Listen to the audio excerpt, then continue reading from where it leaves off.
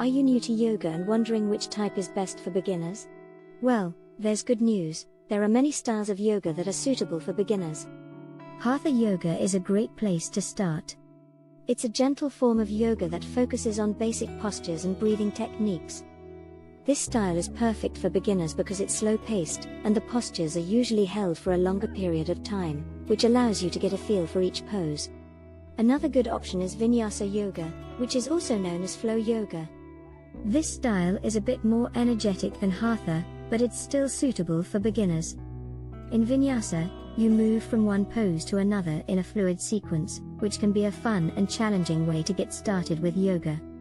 Finally, there's Yin yoga, which is a passive form of yoga that involves holding poses for an extended period of time. This style is great for beginners because it's slow-paced and can help you improve your flexibility and relaxation. No matter which style of yoga you choose, remember that it's important to listen to your body and go at your own pace. With regular practice, you'll soon start to see the benefits of yoga, such as improved flexibility, strength, and overall well-being.